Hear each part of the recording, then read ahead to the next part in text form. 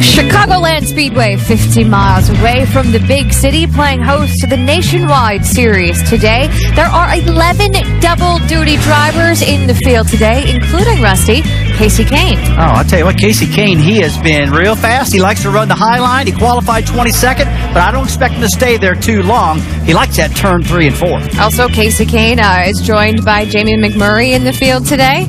In the 7 car? Yeah, I like this combination. Tony Ure Jr., Jamie McMurray. He's run well this year. Could be up front end of the day. Let's go trackside. Ladies and gentlemen, please rise and remove your hats as Inspector Instructor Staff, 2nd Battalion, 24th Marines presents our nation's colors. Please remain standing as Glenn Spoolster from Raceway Ministries offers today's invocation. Shall we pray? Dear Lord, we thank you for this absolutely gorgeous afternoon and the opportunity to gather here to watch this race. Lord, this is a gift from you.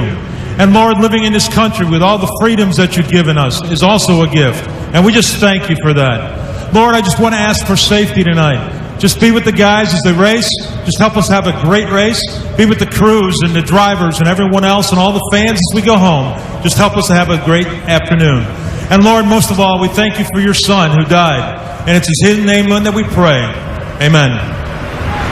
Now here to perform our national anthem, please welcome lead singer of the Mercury Records National Recording Band Parachute, Will Anderson. Oh, say, can you see by the dawn's early light what so proudly we hailed at the twilight's last gleaming, whose broad stripes and bright stars through the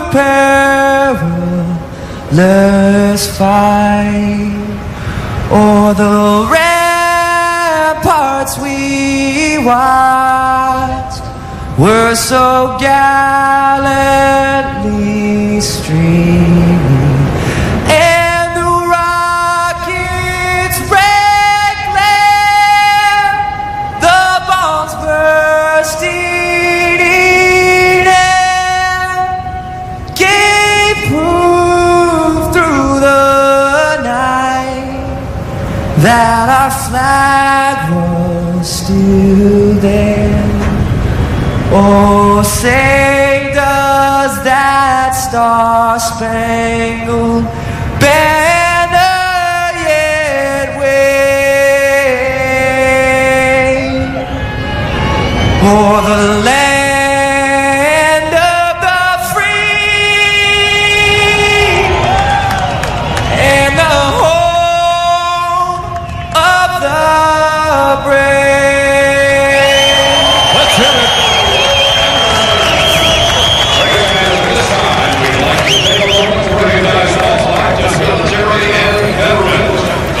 All the pre-race festivities going on, last-minute hugs for the drivers as they get ready to climb in the cars when we come back. 300 miles, 200 laps from Chicagoland.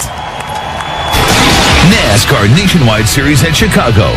Brought to you by 5-Hour Energy. 5-Hour Energy fixes tired fast. Visit 5hourenergy.com. CenturyLink. Consistently fast speeds and honest personal service. Find out more at CenturyLink.com. And Dodge. Visit your local Dodge dealer today.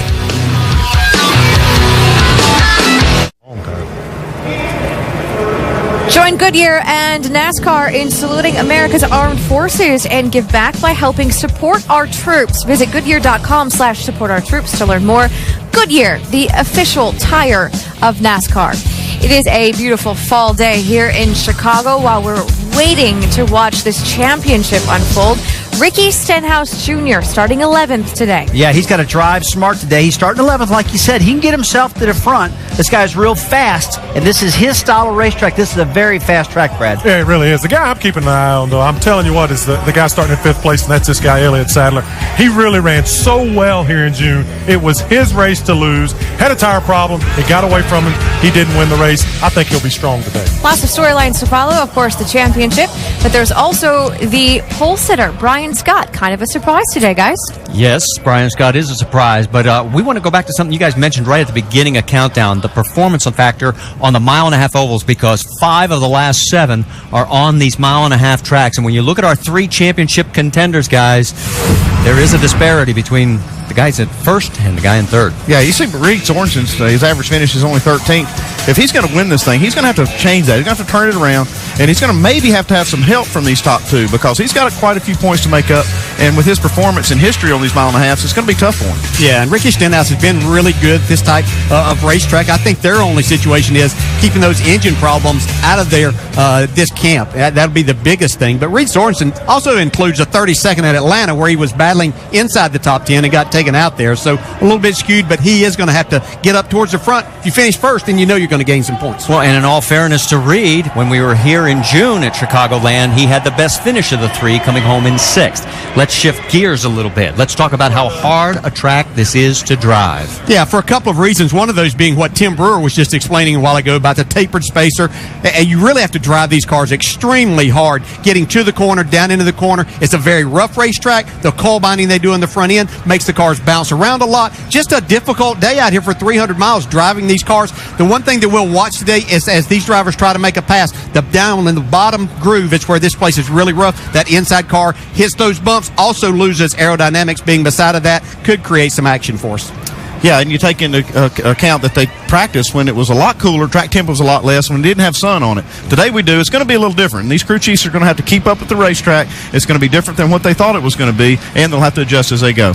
Well, and to give you an idea, the temperature yesterday was 11 degrees cooler than it is right now. Time for us to go trackside to get this 28th race of the NASCAR Nationwide season underway. And now, for the most famous words in motorsports, representing the Board of Directors of Dollar General Corporation, please welcome Adrian Jones.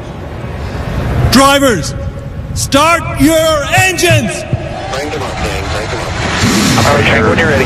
Fired up when you're ready. I'm pretty sure it'll be clear. Where we're talking about standing just short of it here. We're at 5 hours to the left of it. Great. Thank you very much.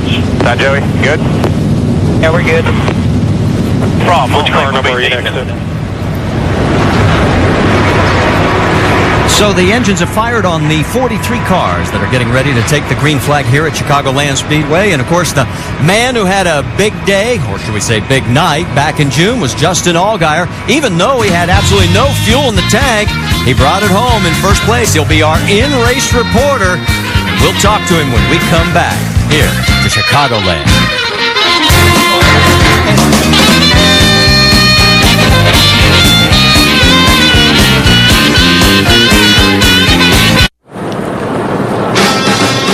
Back here at Chicagoland Speedway, there you see pole sitter Brian Scott as he makes his way out onto the track following the pace car. As the field of 43 just getting underway, and it's his first career pole. And his best Chicago finish, his only top 5 finish, back here in July of last year when he finished in 3rd. 4 cars did not make the show. Angela Cope, Jennifer Jo Cobb, Brian Keselowski, and Tim Andrews. Gives us a chance now to talk to our in-race reporter, the man who won back here earlier this year, Justin Allgaier, in that number 31. Hey, Justin, Dale Jarrett, ESPN. You have a copy? Yeah, Dale, go ahead. All right, buddy. Our first question comes from our mailbag, and Alex in Los Angeles, California, says you won this at this track back in June and have never had a finish outside the top 10 here. You try extra hard with this being your home track? Alex, thanks for the question. You know, it was really cool to get a win here in the spring, but I think at the same time, you know, we just raced the racetrack all night long. We had a good, solid finish, and it was really cool. You know, this is my home racetrack. This is obviously our sponsor, Brand Professional Agriculture's home track. They had about 150 guests the first time. They got about 350 this time, so the pressure's definitely on, but I think we got to go out here and give it all we've got, and, you know, if we do that, we'll have a good finish tonight. Justin, you looked like your car was pretty good in practice yesterday, but yesterday, as we've documented, a much different day weather-wise. Any concerns about your car right now with the sun out? You know, it's definitely something that we're thinking about, but at the same time, all these guys have done a great job. This Impala has been been extremely fast since we unloaded off the truck, and I feel like we got enough adjustability into the car that rain or rainy weather or sunshine, it's gonna be really fast. And I don't know, as long as we can stay within ourselves, I think the groove's gonna definitely widen out. And you never know, this Nationwide Insurance Series is a lot of fun, and they do a great job. So I think it's gonna be a good race today. All right, Justin, thanks for talking with us. You have a great day, and good luck in trying to sweep these races here at Chicagoland. Yeah, appreciate it. And the man wearing our over-the-wall camera is Brian Bottlemy. He is the rear tire changer on the 09 of Kenny Wallace. And there he is practicing. You guys be safe down there, Brian, and have a great day. All right, thanks, guys. We also have onboard cameras. Obviously, we have Justin Allgaier as he is our in-race reporter, but Elliott Sadler, Ricky Stenhouse, Sam Hornish, Justin Allgaier, Carl Edwards, Steve Wallace, Eric Almirola, and Kenny Wallace. And when we come back, time to go green.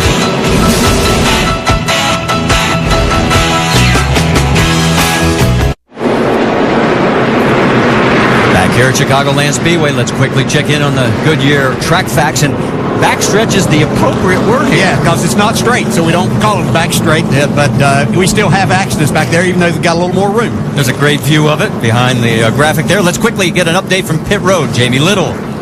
Well, Elliott Sadler sits second in points right now, and he's ready for some redemption. Remember, just 3 months ago here at Chicago, he was leading late in the race when he realized he had a tire going down. They were forced to pit. He ended up bringing it home 11th. Well, today they brought that same car back, and earlier on, he had his best qualifying effort ever here at Chicago, 5th. Let's go to Dave Burns. Jamie, Ricky Stenhouse Jr. leads this championship. Most of the tracks left in this season are mile-and-a-halfs, just like Chicago. So the mile-and-a-halfs used to be a problem for this team. Mike Kelly, the crew chief, told me early in the season they were our Achilles heel. Now, both driver and car have improved at tracks like these, and we've got a good shot at the championship. Marty?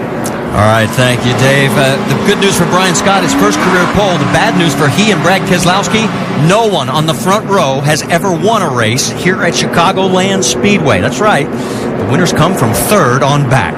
Pace car has pulled down, and they bring the field. As you can see, Brian has selected the high side. Camera left as you look at him. Flag is in the air. Not yet. Here we go. The Dollar General 300 is green.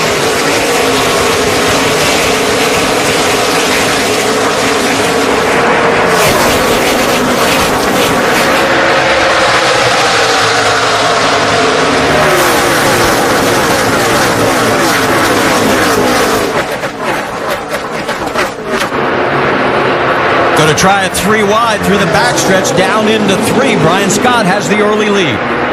Reed Sorensen got caught in the middle getting into turn 3. It looked like Carl Edwards maybe got caught on the high side. He backed out of it a little bit, making a good run off of 4 there. There you see the 33 of Paul Menard had good qualifying efforts in both Nationwide and Sprint Cup activity. He is running third right now. The 20 of Ryan Truex right behind him in fourth. And here comes the 88 of Eric Almirola. And the 18 of Joey Logano. It just doesn't sound right saying Joey in the 18. Here we go. Battle for the lead. Brad Keselowski as he goes down low to take the mark, and he will get the spot. And that's not a penalty. That's not a line that you have to stay above here at Chicagoland. Yeah, no out of bounds here, but you drive off of there. You have to be careful with these splitters on the front of these cars. You can damage that, so you don't want to do anything that's going to hamper you later on. But these drivers will use that apron to make a pass. Farther back, 9th place, the 6 of Ricky Stenhouse Jr. Underneath him in the 12 is Sam Hornish Jr. We're seeing these cars slide around an awful lot already. All 3 of the Roush Fords, and boy, there 2 of them almost got together there. That's Trevor Bayne in the 16. And you see all 3 Roush cars almost 3 wide, but right there at the start-finish line. You heard Carl get out of the throttle for a moment. He's got his 2 teammates right in front of him. Okay, here we go 3 wide. Carl takes it as he's got the inside line as they head towards 3. And how about the 2 Joe Gibbs racing teammates, Joey Logano underneath Ryan Truex. It's like all these teams having their own party, racing each other. Right side of your screen, that good 4-car battle as now Reed Sorensen has joined that group in the 32.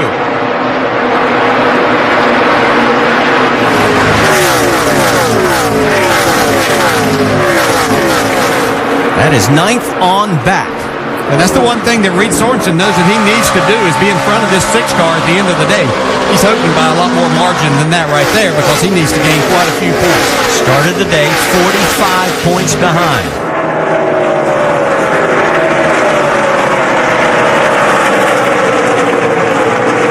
Trevor Bain, did we see a little scuff mark on the right side of that 16? Yeah, looked like the paint was scraped on that right side. You can see him chasing the back end.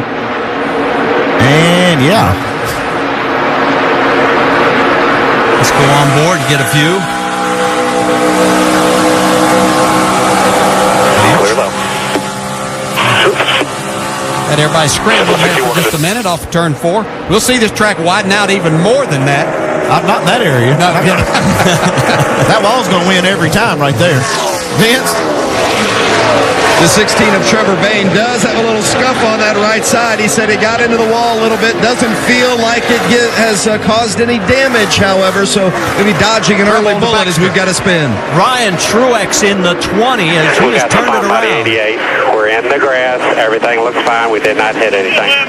And after last week, starting 42nd in the field and never putting a scratch on the car for a career best 4th, was running 5th here when he got turned around. I don't think he's got a scratch yet on the car, though. Now, he's got a left front tire flat, so you have to be extremely careful getting back to the pits there if that doesn't come apart. He'll get to start in the back again, too. He seems to Just do like okay with that. Interesting to see if he got a little bit of help off turn 2. Close. Both those cars just extremely loose, and he just couldn't get caught up. Elliott Sadler just barely dodging that. Nice job, though. It's a great job by Elliott. You can see the black marks from his rear tires when he's trying to avoid that. Didn't look like there was any damage to the splitter either.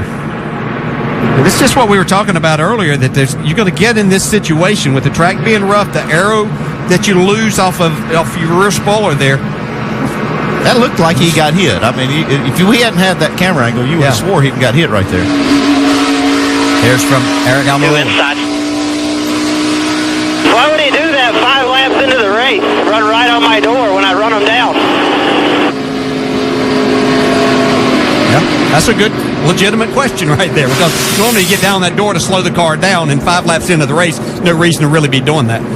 Well, we've completed 7 laps, and everybody seems to be staying out. So far, group of cars that have gone off is Yaley, Long, O'Quinn, Carter, TJ Bell. Stay with us. We're coming back to Chicagoland.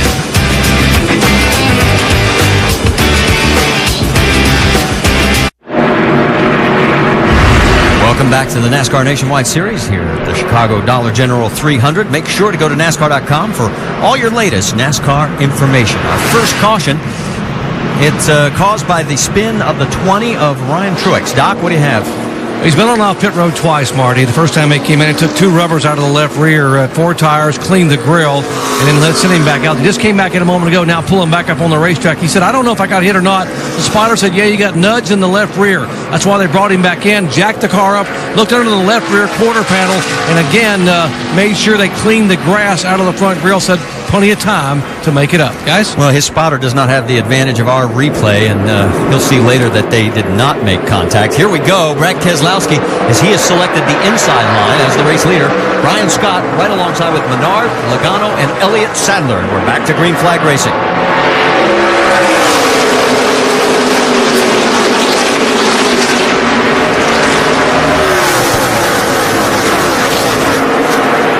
As they come down that backstretch, one bit of housekeeping. We can tell you Dennis Setzer got the lucky dog.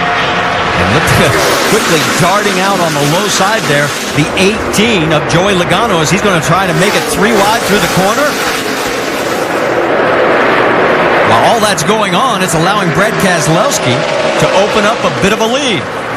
Yeah, Brad got a nice restart, and I think we'll probably see on other restarts leader of the race choose that inside, but Brad just has a fast car, and as these drivers fight for that position, allowed him to open up a little distance. Carl Edwards getting around the 12. Sam Hornish Jr. There's Trevor Bain. Had slight contact with the off wall just a few laps ago. Doesn't seem any worse for wear. Reed Sorensen there in the 32, right behind Hornish Jr. You can see how much slicker the track is. You can hear the drivers really pedaling that throttle coming off the corner. As we watched there, as I watched them practice yesterday, I was amazed at how much they were in the gas because of how much grip this racetrack has. You see Paul Menard go into the second spot. And look out for Joey Logano as he's going to try and take third away from Brian Scott. You see Brian Scott's car wiggle a little bit there right in the center of the corner. Well, we talked about the fact that we expected the track to be a lot more slick, and so far, it's true. Jamie, what are you hearing on that 11 car? Well, what you guys are seeing is exactly right. Brian Scott saying he's tight in the center, but he's loose on entry, but the loose off is what's really getting him. He really is waiting for that adjustment, and that's caused him just a couple spots here early in the race. Let's go over to Vince. And that 18 of Joey Logano says it's just too free. They have not come in for an initial pit stop, but when they do, they're going to snug it up. He's running the 18 car, Logano is today, but he's working with his entire crew that is normally on the 20 car. So that means he and crew chief Adam Stevens teaming up again today, despite the number change. And that is for Owner Points Championship right now coming into this race. It was a 46 margin between the 18 and the 60 of Carl Edwards. Checking in on the 6 of Ricky Stenhouse Jr. as he is ahead of Reed Sorensen right there, and that's 10th and 11th, guys. Well, Ricky Stenhouse didn't have a great race here when we were back in June. So we expected, because of the way they've run a lot, we expected a little bit more from them today. Sam Hornish Jr. trying to give Trevor Bayne all he can handle, and right now Bayne has 8th, and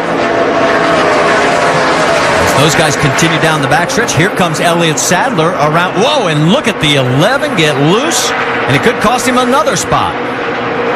Yeah, Brian Scott at 11 got into the wall there. He's got a handful right now. Really? He didn't get a lot of help, though, from that 88 car of Almirola. Coming off that corner, looks like he kind of used him up. Update you, Scott Riggs is taking it behind the wall. So our pole sitter, Brian Scott, has now dropped down to the 6th position, and Carl Edwards, who started an uncharacteristic 10th, is closing.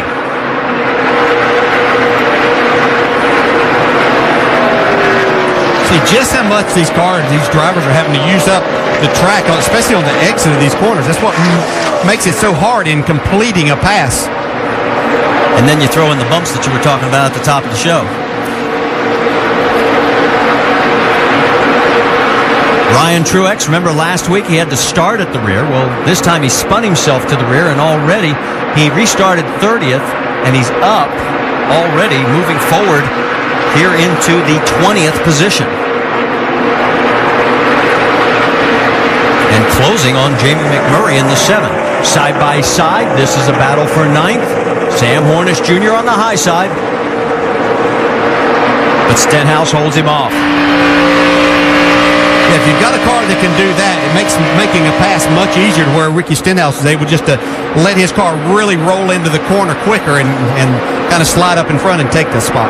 More trouble for pole sitter Brian Scott, because now the 16 of Trevor Bayne has gotten around him. So Scott now finds himself back in 8th.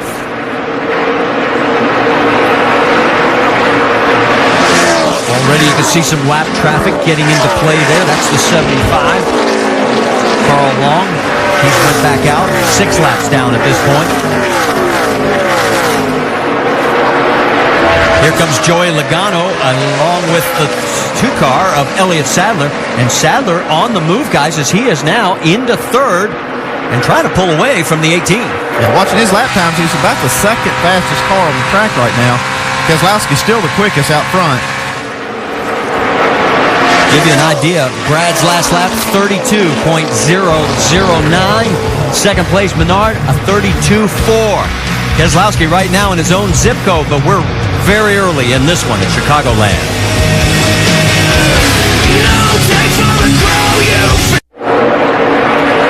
Let's check the motorsports calendar. We've got a lot of action coming your way with the O'Reilly Auto Parts NHRA Nationals. That qualifying tonight at 1:30 a.m. on ESPN2. NASCAR Now is presented by 5 Hour Energy tomorrow morning, 9 a.m. Eastern on ESPN2. And then our Sprint Cup Series action, the Chicago Geico 400, 1 o'clock Eastern tomorrow on ESPN, with the American Le Mans Series at Monterey tomorrow at 1 Eastern on ESPN2. And the O'Reilly Auto Parts NHRA Nationals, the finals, 8:30 p.m. Eastern on ESPN2. All of that tomorrow. Back here at Chicagoland Speedway, we have completed now 26 of 200 laps, and Brad Keselowski's led 25 of them. Brian Scott, our pole sitter, led the other one, but since then, Brian Scott has been falling. He is now back to the 9th position with a very loose race car, and he's tapping the wall a few times, trying to scrape the side of the paint job off. Battle for 5th place right there with the 16 of Trevor Bayne, the 18 of Joey Logano, as they are side by side. It took a while for these Roush cars to get going. It was kind of like you, Dale, was talking about, surprised that Stenhouse wasn't better, but none of the Roush cars really started this race off very strong, but now they're starting to get going. Yeah, especially Trevor Bayne. He's starting to move forward. He passed Carl Edwards and now heading the 18 of Joey Logano today, so it's like his car gets a little bit better as the air pressure has built up some, Dave. DJ Carl Edwards started 10th. We call that uncharacteristic already on today's air. The car was a little bit free in qualifying, the flat part of the racetrack being used by him right there. They did not to make a practice qualifying run, so that surprised him a little bit, the freeness there. Since the race has started, it still wants to spin out on him. They plan to make an adjustment for that when they come in. Carl has made steady forward progress, trying to work on Logano right now. We've seen Carl go across the flat section at the start-finish line. As a crew chief, do you want to see him doing that lap after lap? I pretty well leave that up to him. He'll know if it's hurting anything. But I've been watching. I don't see it as an advantage. As they come across that, it doesn't look like it's helping them any. Engine 3 to save my life anymore. Sound like Joey Logano's radio. Vince, are you hearing any more from the 18 camp? Yeah, Logano doesn't like the way the car is entering and exiting, says it's just too loose. Oh, and this too. I don't know, it's like the motor change tune, still running. Motor change tune is vibrating a little bit. That vibration seems to be concerning Joey Logano a little more as the laps click off here on this initial fuel run for the 18. Well, he is trying to hold on to 6th spot right now with the 60 breathing down his neck. Well, that's a Toyota engine out of Joe Gibbs' camp, and they had a problem with that 11 car's engine before qualifying. Same kind of thing. It was vibrating, couldn't figure out what it was. They changed it, and the result was pretty good. He sat on the pole with it, but maybe it's somehow related. And Joey has had some great runs here at Chicago, as you can see, back in 09 and 2010, a first and a second. And of course, earlier this year at the June race, he finished second to the guy who drove the 18 car, Kyle Busch. And sometimes it's difficult to tell. Heard him talk about the engine changing tunes a little bit. When you slow down, you'll get that sometimes too. Another thing we've got is a lot more wind than we had yesterday. We've got a tailwind down the back straightaway, and that's a headwind on the front side. So, what you find is you think you'll turn more RPMs on the front straightaway, but with the headwind, they may not be doing that today, and it could give them a funny feeling. And here's this deal I was talking about Edwards. I said it didn't look like it was helpful. Well, still, by the time they get there, it just doesn't seem like it helps much, but it does get him the position on him. Yeah, I don't know that you see a speed deal there. I always found that whenever I did it when I was driving cars here, that you went down there to separate yourself away from that guy. If he wouldn't give you that room, if you had a run and he wanted to stay against the white line, you could separate yourself where he couldn't get on your quarter panel and slow you down. Well, that makes sense. Is there any danger of damaging the splitter, though? Well, some of the tracks it is. It looks like the transition is relatively smooth here, and if you do it right, the driver is the one that's doing it, and he knows whether it's hurting it or not. But as long as you don't hit that transition at a bad angle. Yeah, that's the key, Andy, is that angle. If you don't try to do it where you have to really make a hard turn to the left, that could damage it then. Well, the two Roush Fenway Fords have gotten around the 18 of Joey Logano. Nobody has caught up to Brad Keselowski. His lead is 5.5 seconds here at Chicagoland.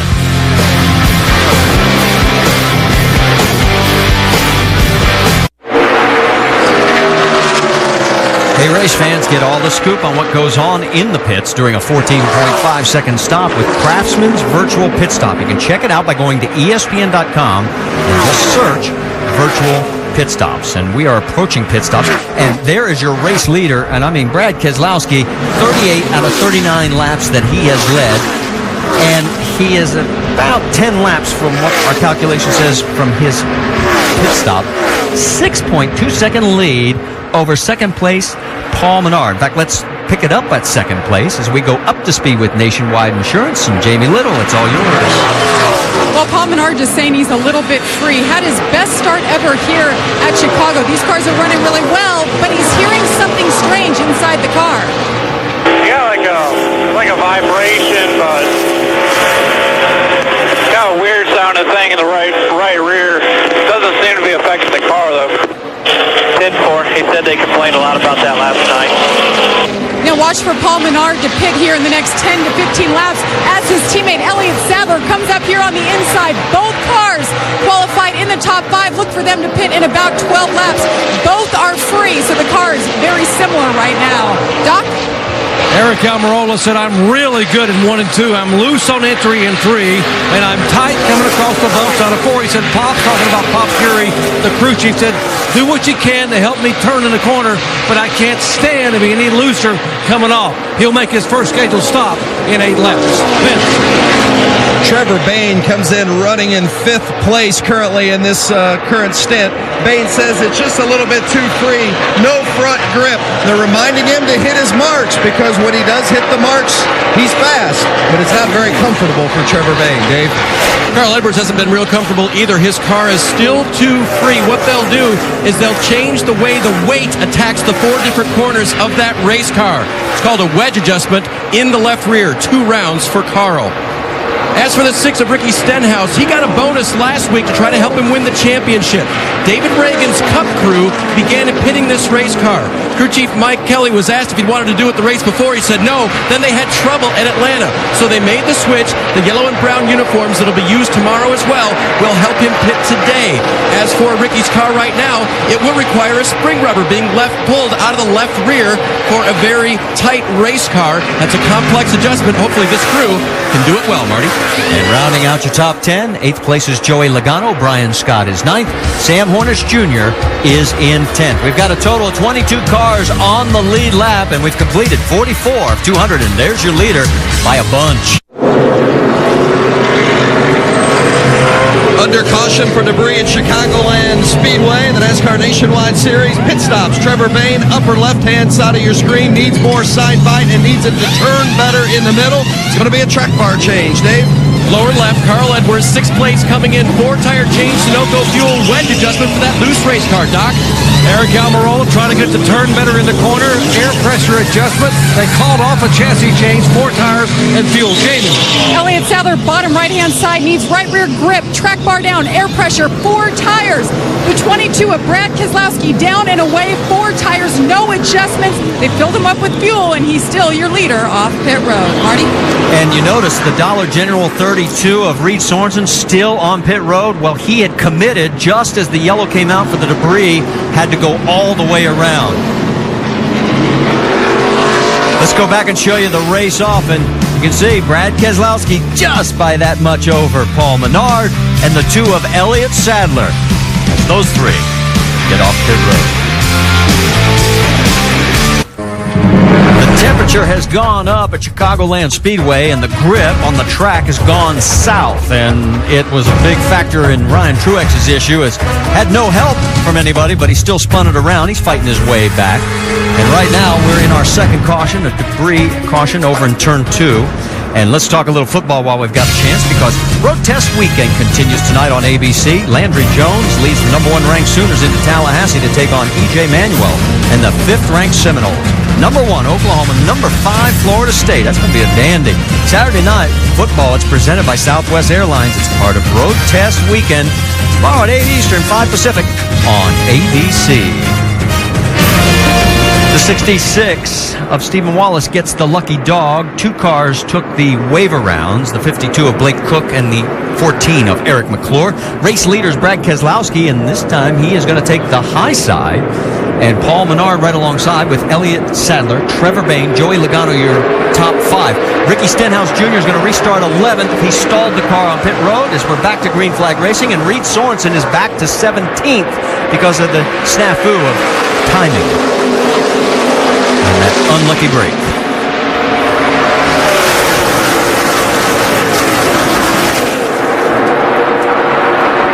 Three-wide action back in the middle of the field, and Paul Menard side by side with Brad Keselowski, who had a 7-second lead, guys, when that caution came out. I was really surprised, too, that he chose that high side. He'll probably make it work, mainly because he has the better car, but I believe with fresh tires, the shorter way around is going to be the best on these restarts. Yeah, we saw Paul just drive by him basically going into turn one like he does right here. I was surprised like you, Dale. I thought he would pick the low lane. We'll do one more bit of house cleaning. The number 12 of Sam Hornish Jr., he had an uncontrolled tire in pit road. He would have restarted 13th, but he's back 20th as a result of that snafu. There are a few uncontrolled tires on these cars out here when these things are driving. Battle for the lead, and now it's Brad Keselowski trying the Carl Edwards move that he's been using successfully and retakes that top spot over Menard. They got some power under the hood of this Dodge today now. I'll tell you, that thing just rocket down the straightaway. Obviously all week long as we zero in battle now for 5th spot, the 60 of Carl Edwards with the 11 of Brian Scott. And Brian has brushed the wall a couple of times, and hopefully he's gotten that thing more under control. They see in that picture, too, Jamie McMurray in the 7 car. First time we've really seen him. He kind of stalled out in that first run there, but really kind of moving forward here now, Doc. He really is, DJ. He pitted on lap 8 whenever they had the caution for the 20 car, Brian Truex. So the car was so loose he couldn't drive it. Came in, made an adjustment, rubber in the left rear. On this most recent stop, air pressure again tightened him up, and now they've got a car he can drive. So Jamie McMurray, who had restarted back in 26th spot, now making a move toward the top 5. That's Jason Leffler right behind him in the 38. And look at the action right in front of him. But boy, Logano got a little twitchy coming through that front straightaway area. Still side by side with Brian Scott. Kurt Logano complained about his engine earlier, but it looks like it's running fine. Yeah, looks like he's pretty loose, though, right now. I don't know if that'll go away as the air pressure builds up, but looks like he's going to lose another spot to Jamie McMurray in the 7. Yep, McMurray's jumping on the opportunity. He's got that high line, but there's Brian Scott right in front of him. Leffler in this 4-car mix. Let's get more on the 11 from Jamie Little. And you see Brian Scott running the higher line there. He likes the momentum he has up there. Now, what they did on that last stop, they made a wedge adjustment on the left side and 4 new tires. They're hoping that frees him up through the middle. That was giving him the issues with loose in and loose off. So far, the car is better. Dave? 8 team stuck a wrench through the rear window as well, Jamie. They lowered the track bar for Jason. He said, I need help on the right rear. This car starts out free and it's getting freer every lap.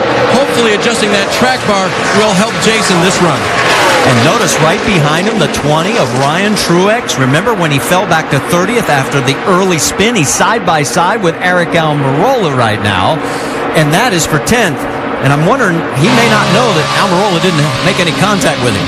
Well, hopefully somebody might have told him that, but he doesn't need to be worrying about that now. He's got his car running better. Looks like that they've made a few adjustments on this car and have him going forward, Doc. Indeed, they have. And as far as the contest is concerned, Ryan himself said he didn't think he got touched. He was told they thought they touched him, but they came in, saw no damage. So what our replay showed, indeed, was not touched. Battle for 3rd place. But right now, Ryan Truex says, right side of your screen, that 20 car getting better every lap as it goes by the 88. He's going to make this a habit. Just start him in the back of the field and watch him come through. Boy, and Carl Edwards really doing a number right now as he makes it look easy getting around Elliott Sadler.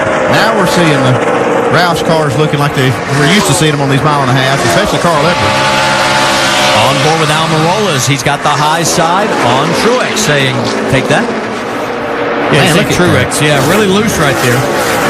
Doing a good job keeping under control, not getting himself in trouble. And right behind him, notice those 2 cars. Ricky Stenhouse Jr., our points leader. And how about Reed Sorensen? Got the unlucky break with that caution coming out just as he was getting ready to enter pit road. And there he is right behind the points leader. Yeah, and you can see Stenhouse get in that 6 car, get really loose down in the center of turn 3, and that allowed Reed Sorensen to get beside him. That battle for 12th continues on the racetrack. And there's Sam Hornish Jr., who was lamenting his car because right before that caution came out, he was having trouble holding on to it.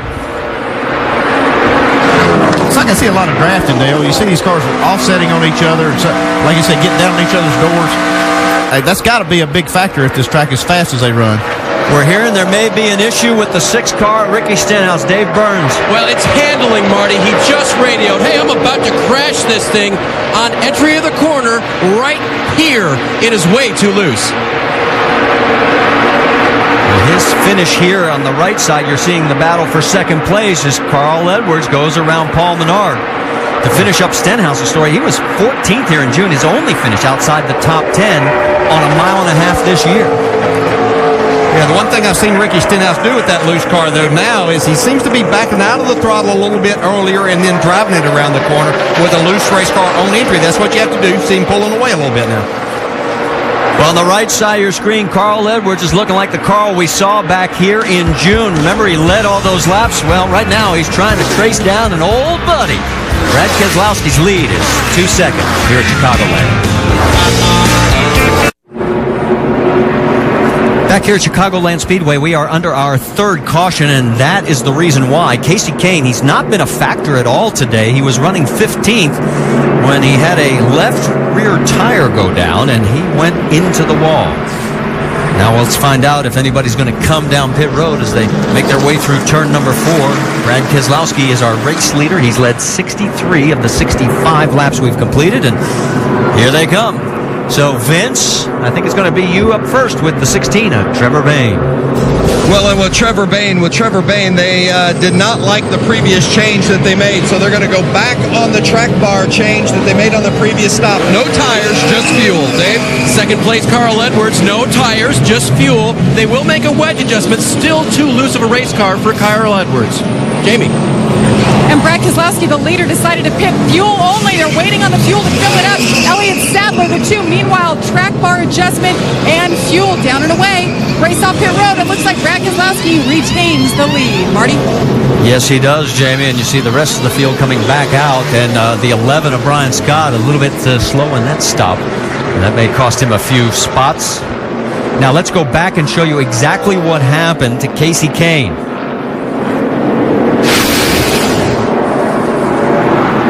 That left rear tire goes down. He was lucky he was close enough to the wall that he didn't hit very hard. So a tough break for Casey. Our third caution continues here at Chicagoland, and Brad Keselowski is still our race leader.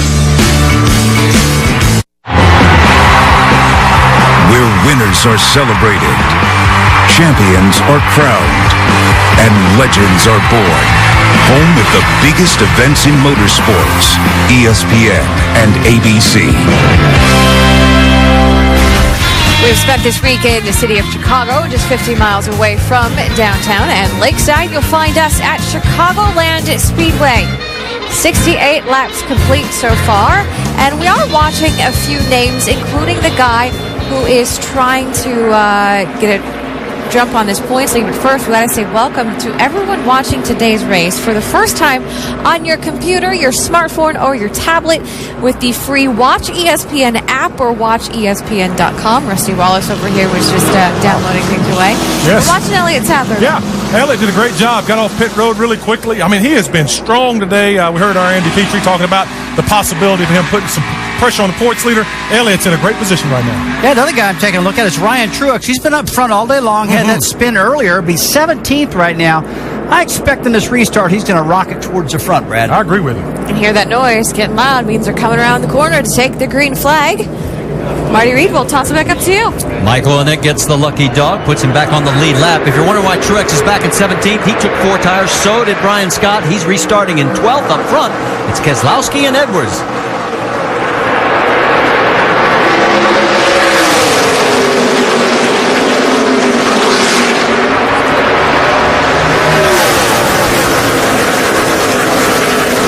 Try it 3 wide down the backstretch.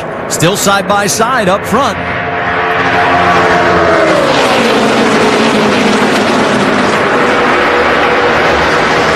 Saw a little wiggle from the 2 of Elliott Sadler. Stenhouse right behind him. Well, Sadler got his car wound up now, got a good run off of turn 4, is able to take that third spot back, get back to the bottom where I think he wanted to be on these fresh tires. Well, he actually doesn't have fresh tires, but full of fuel. Sam Hornish Jr. in the 12. You notice that he is starting to make his presence known a little bit. 2 cautions ago was having a handful of his car. Trevor Bayne, Ricky Stenhouse side by side. Reed Sorensen right behind him in the 32 there, and that's Eric Almirola on his outside. Doc, what are you hearing on that 88 of Eric Almirola? Well, Pop Sherry opted to change no tires to the fuel only and put a round of bite in the left rear, I should say. He said, when they put tires on under low air pressure, they're bouncing the splitter off the track. So right now we want to get Eric closer to the front and give him the shot to get up there, maybe get some clean air. Right now hugging that 6th spot. Doc, he also bounced off the wall as we were on board when it happened, as you just started your report. Let's go back and take another look. Oh, yeah, you could see the car really just no grip on the exit of the corner, and that really flattens out quickly off of turn 2. Goes from the banking to that flat back stretch, and just wasn't able to keep it off there. Aero has a lot to do with that, too, around the other cars. It's Trevor Bayne in 4th, and then you got Ricky Stenhouse Jr., Reed Sorensen, Paul Menard, all 4 cars in this mix. Well, you can see Stenhouse in the 6th car really chasing the back end of the car still. Almirola has recovered. He's getting the back of that group. 5th car in that line. And then the 7 of Jamie McMurray now coming up on his outside. And look at Sam Hornish going underneath. And you can see right there, they split the 88 car, who seems to be fighting maybe a little bit of a loose condition right now. Hornish restarted 20th on lap 51 following that uncontrolled tire penalty. And Jamie, what are you hearing from his camp? Well, they started the day out extremely loose, and then you just mentioned it. They had the pit road penalty, and Sam was just confused what they were telling him. He said he had a 4-wheel slide. Now, he hasn't, you see him working that wheel on the left-hand side, hasn't been in the race car at all since Iowa. But, guys, this car has come to life since the last round of stops. They took right sides and fuel, and that was just what he needed as he's moving up. He's in the top 10. He won twice here when he was running in the IndyCar Series at Chicagoland, but obviously none of that transfers over. McMurray in the 7 car has found something. He wasn't very good in the beginning run. He's found something up high that's making it work for him. On board with Hornish. There goes Jamie. So McMurray gets him. What I see with Jamie, he doesn't drive the car. You'll see him lose a little bit of time on the entrance to the corner.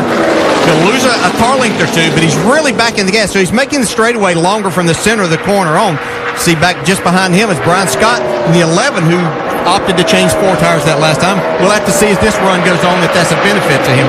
So Brian, with those 4 fresh tires, up to 11th, and boy, he's got to find his way to get through that group that's in front of him. And there is Almirola. It seems like those 2 are magnets right now as we shift our coverage back towards the front of the field with Brad Keselowski and Carl Edwards. What's interesting this time, though, guys, Brad hasn't jumped out to that big lead. Yeah, it's like Carl Edwards got his wake-up call. He's going to work on him right now. Brad hadn't been used to seeing anything in his mirror except maybe a lap car here for these first 70-some laps. Back to that battle that we were watching. Here comes McMurray on the high side of the 16. That's Trevor Bayne with his teammate Ricky Stenhouse Jr. right in front of them. McMurray does clear the 16. And here comes Sam Hornish with Brian Scott right behind him. Especially in this group right here where we see the cars maybe aren't quite as good at handling cars as some we see out front. It's really important to keep the momentum up, and you need to do that with that middle or top groove. Get down on the bottom. It makes it very, very difficult. Let's go back to last week at Richmond, because obviously Brian Scott was not happy with Eric Almirola, and so far in this race we've knocked down 78 laps, and it seems like every time we have our camera out, those 2 are somewhere close to each other. Usually the way things work out whenever you get these, you have a problem the week before, you either start beside this guy or this ends up being the person you run around. And actually Brian Scott wasn't very happy with Eric Almirola earlier on, as he felt like he kind of cut him off and may have put him in the wall off of turn 4, but Brian's moving forward and not worried about that right now. Scott right now in the 9th position. There's Joey Logano in the 18. He's back in 14th right now. And what's going on with that 18 car, Vince? Well, they're having all kind of troubles. Joey Logano, but prior to that lap 66 pit stop, he said, this car is so loose, I am barely hanging on. So when they came in, they wanted to put a rubber in the left rear, and they didn't get the rubber in the left rear. As you see that battle for the lead between Edwards and Keselowski. So not only does Joey Logano have a loose race car, when they came in to fix it, they took all that time and still didn't get it taken care of. So tough break for Logano. And Vince, as you finished up, we were watching as Carl Edwards got right down on that white line, and boy, he got loose. He really made a run at Keselowski when he went down in turn 1. Just couldn't hold it. They come across the stripe again. We've now completed 81 of 200. And look at this three-car battle. The 33 of Paul Menard. He's about to be passed on the high side by the 7 of McMurray, with the man in the middle being Ricky Stenhouse. That's not really the type of situation that points leader Ricky Stenhouse wants to be put in.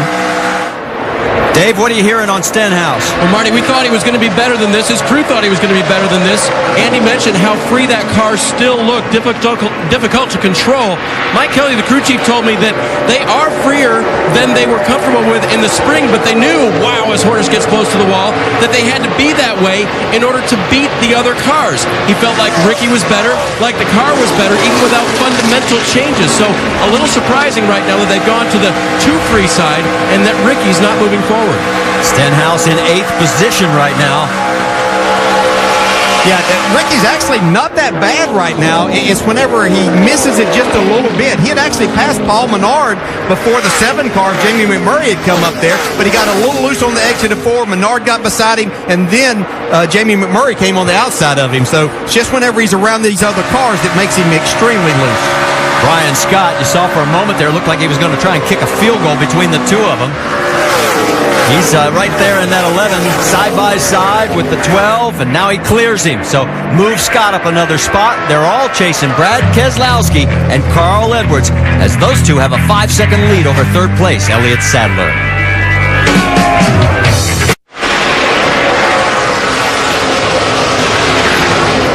Watch this action at Chicagoland. Lap traffic could play a part here, as you see the 22 of Brad Keselowski, the 60 of Carl Edwards, door to door, trying to figure out who's going to lead. I think the lap car, Joe Nemechek, decided that. Actually, Kevin Conway in the 87 this week. That's all right. Normally, Joe would be in that ride. Of course, they're also going around the 23 of Robert Richardson Jr., and it has cost Keselowski a lot. Brad's kind of been blocking Carl's line where Carl had run him down, was that kind of the middle groove. Carl really did a nice job there of kind of using the pick. Well, we'll see how Carl's car acts with clean air on the nose. It could make him a little bit freer than he wants to be, because I think that's what was wrong in the beginning of the race. Running behind Keselowski, I think, really helped him. It took Carl 90 laps to get the lead for the first time here. Back in June, he led 144, but you remember what happened then? They ran out of fuel on the last lap. Let's get an update from Dave Burns. And if you think about Carl being in the chase now and able to win the Cup Championship, he's not eligible for the championship here. Has not chosen this series for his championship run. So what are these races all about? Well, he told us this week it was really about having fun. And DJ and Andy, where's the most fun to be in a race? Out front, Dave. You got it. He's looking for his 7th win, which would tie his mark in nationwide competition. Did that a few years back when he won 7 races in the season.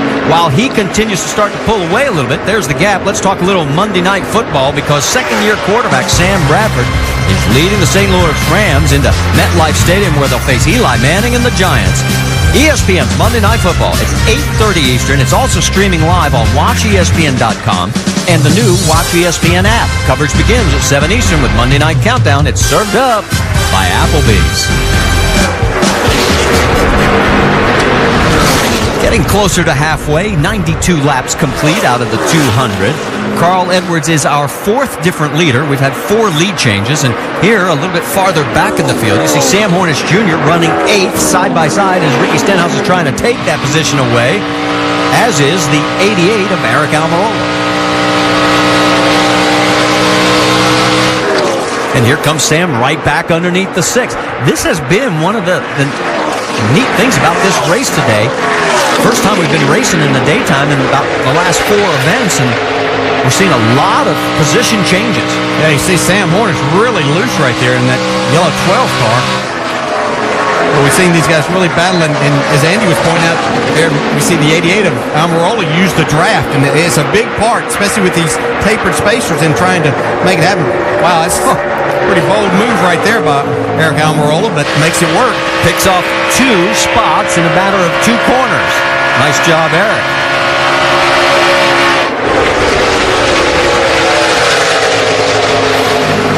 Almirola has 16 top 10 finishes, including 8 in the last 9 races.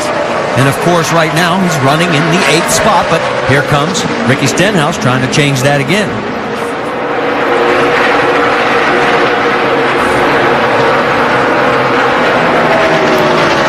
That's Reed Sorensen right in front of him. Sorensen fighting his way back. He's running in 7th. You're saying, where's the race leader? How about halfway around the track? There is Carl Edwards. And he's got about a 1-second lead over Brad Keselowski, Jamie Little. Yes, and we showed, and you talked about it, Marty. He was maneuvering his way through the lap traffic, and he wasn't too happy about it on the radio. Race from about a 5th or 6th place car. I take every one of these lap cars, and I'll wreck them. We'll see how they feel about that. Yeah, he's not too happy about them thinking they are getting in his way. But Brad's saying right now he's really good to start, and then he starts losing the back. But his crew chief reminding him that the fuel and tires are out of balance. They did not take tires on the last stop, fuel only, and they have not made a single adjustment to this race car up till now. Marty? All right, thank you, Jamie. There's the gap between 1st and 2nd as we've almost got to halfway. 98 laps are complete here at Chicagoland. Just past halfway at Chicagoland Speedway. If you're just joining us, our 5-hour Energy Rapid recap, getting us caught up on what's happened so far. Brian Scott, the pole sitter, but that was easy compared to his early race. Oh, yeah, he's looking good right now. Take a look at this, though.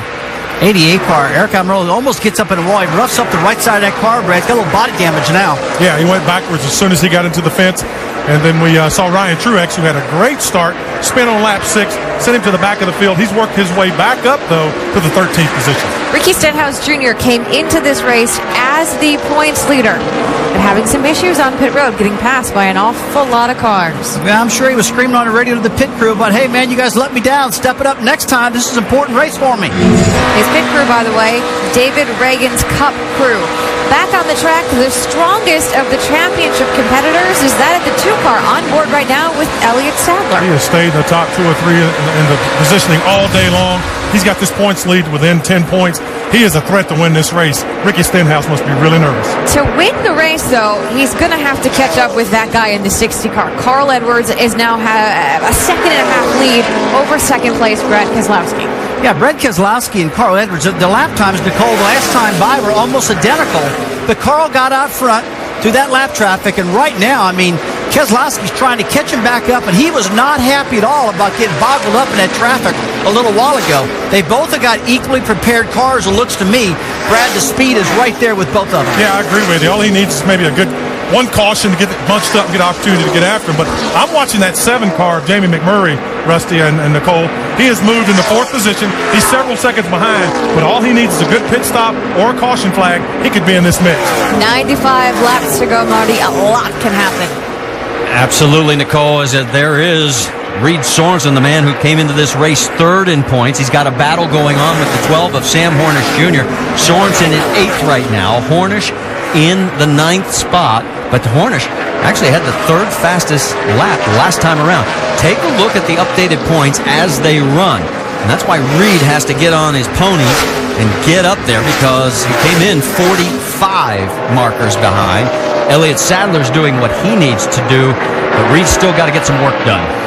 Yeah, he's going to have to get up and either try to win, or he's going to probably almost need Stenhouse and his team to have a problem, because Ricky's having an off day, and an off day for this team now is still running in the top 10.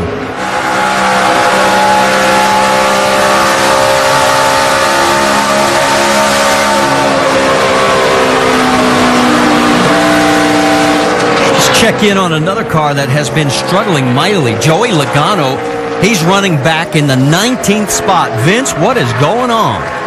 Well, he's just absolutely wrecking loose. And remember, we told you before, he came in on that lap 66 pit stop to put a rubber in the left rear, and they didn't get it done. They couldn't get the rubber in there, and so he's had to deal with this loose race car ever since. Let's check in with Tim Brewer in the Craftsman Tech Garage. And Tim, what kind of problems do you have when you're trying to get that spring rubber in there?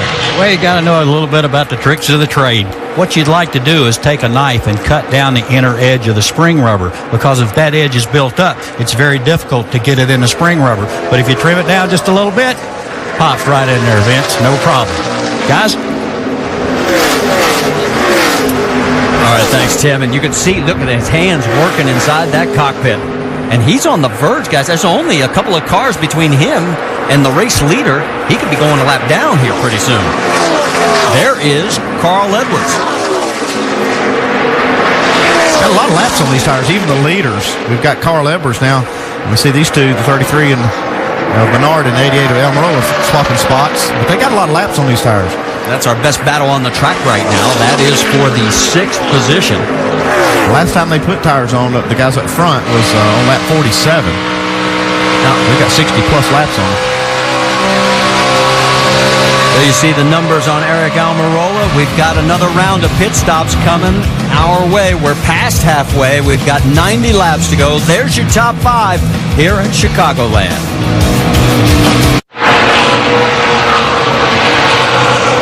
And welcome back to Chicagoland Speedway. Have begun. The 18 of Joey Logano is already pitted. On the left side of your screen, Brad Keselowski, who was running second, 2 seconds down from leader Carl Edwards. Once again, they said, oh, the wrench did go in the back. They did make their first chassis adjustment today. 4 tires. He needed a new set, and they'll fill it up with Sunoco fuel for Brad Keselowski. Marty? And we can tell you, Joey Logano stopped very early, a couple of laps earlier than this, and he is back out on track. The 7 of Jamie McMurray peels off. He is running as high as 4th. Doc? He was, and now they want to make one more adjustment on the car. Jamie and Tony Eury Jr. talking about going up on the track bar. 4 tires, get the windshield tear off, clean the grill, and get it completely full of Sunoco fuel. And right in front of him, the 32 car. Also on pit road. Remember, he only took 2 right side tires, but the track position got him up to 4th spot, and he stayed in the top 10 with only 2 right side tires. Important to remember. 4 tires now for the 32 of Sorensen. Air pressure adjustment needs more front grip. So he is the last one coming off pit road. We still have a number of stops still to come, including that man right there, our race leader, Carl Edwards, as Edwards has now led the 2nd highest amount of laps, 28. Brad Keselowski's led the most, 87. Crew Chief, how long do you stay out? I think he stayed out too long already. He's given up a little bit of time to these cars that have tires. Now, this track doesn't have as much more grip with new tires as some of the tracks, so you're not losing a ton, but he is losing some time to him. Here comes Paul Menard. Jamie? And Paul Menard, good changes last time around. They didn't take any tires last time, and he was getting too tight, so they made a track bar adjustment. 4 tires is the call, and they'll fill it up with Sunoco fuel. You see the can going in there on the left rear. They let the extra man over the wall for the tear off on the front windshield, help his vision a little bit. Paul Menard in the 33, they go to work. Pit stop continues as the clock counts. 1 rub on the front grille, down and away, 14.2. Also coming in, the 2 of Elliott Sadler, and also the 6, Dave Burns. Marty, one of the reasons this car was so bad was because they made a balance adjustment last time down in the track bar. They removed 1 too many spring rubbers from the left rear. So at this point, the tire changer will go back in, push one of those back in. Wedge adjustment as well for a loose race car. Jamie. And Elliott Sadler is in. He said he needs right rear grip. He was too free, 4 tires, and they filled him up as well. Still on pit road, the 12 of Sam Hornish Jr. They finally get that work done. He's away. And here comes the 11 of Brian Scott as the race leader stays out another lap. So Carl Edwards pushing it. Well, one thing he's telling me right now is he's trying to stretch this fuel so he might be able to make it to the end of the race. Lavin's in, Jamie. And Brian Scott, he gained 7 positions since the last round of stops. His team really working well together. This is Brian's favorite racetrack. Started on the pole today for the first time in his Nationwide Series career. He's down and away, Vince. The 31 of Justin Allgaier, he won this race in June. They're going to make a wedge adjustment as well. He ran through his pit and had to back up, so that's going to make that stop a lot longer, Doc. Eric Almirola, and they've had these tires on the car for 73 laps. What a shot for Goodyear. His last tire change, lap 47. 4 tires, air pressure adjustment, trying to get some front grip back. Vince. The 16 of Trevor Bayne still needs some side bite and a little bit snugger going into the corner. They made a chassis adjustment and 4 tires for the 16. And as he comes off, we can tell you there's Jason Leffler coming off. Ryan Truex has also made his stop, but we're still waiting for race leader Carl Edwards. Also, Eric Almirola, as we saw that going on there. And so it looks like Edwards, he's the last one to make this stop. And one thing I'm seeing right now from Carl Edwards is the last lap, he was the fastest car on the track, even with cars with new tires. And he's clicking the laps off here. There's only 77 laps to go. It's Mike Beam on the right side, and you got to be sort of wondering, when is he going to make the call? Now remember, they're flashing back to when Get the bottle, fuel bottle. It looks like he may have run out. Get the fuel bottle. He's out of fuel. Right. So they may have run it 1 lap too long. We're spraying it. Dave? And Marty, this was only a 55 or 56 lap run, so there's no way they could have done it to the finish from here. You see the fuel bottle going in. His condition right now is a little bit loose all the way around the track. The car is under power. It is fired, so they're just making sure. It must have bobbled on him as he was coming on that lap. Wedge in the left rear again. A right front air pressure adjustment. A little more air into the right front to help that loose car. He is under power. He stalls. These mechanical fuel pumps are tough to get it going, and I think he's got it. Yeah, one thing is going on right there. That car was running off of the fuel bottle that they had in the cow. And so as soon as he left, and it had to start running on its own. We got pressure back. So while he comes back out, Tim Brover in the Craftsman Tech Garage can give us an idea what he's doing with that fuel bottle, Marty. We've got a hose that runs over here right down to the center of the carburetor. By dumping the fuel down through this area, through the cowling, you're dropping it into the top of the carburetor, and that's actually firing the engine, and that's what you're running off of until a fuel pump picks the fuel up out of the fuel cell and gets it replenished back in the carburetor. Guys? It just about let him go too soon, just before that fuel had picked up, but he got lucky and it fired off after he pulled out of his stall. Well, we're waiting for the official scoring to recycle as they come around. Remember this, that Carl Edwards had a 3-second lead ahead of the 22 when he pitted back on lap 115. Right now, Brad Keselowski has a 5-second lead over Elliott Sadler, and Carl Edwards is now 9 seconds back. Strategy backfired. Well, they were trying something, it just didn't work. You see the view from on board with Kenny Wallace. Kenny, 1 lap down right now in 21st position, so a lot more of a struggle this week than he did last week when he made a nice top 5 run at Richmond. There's your top 5 this week with 74 to go.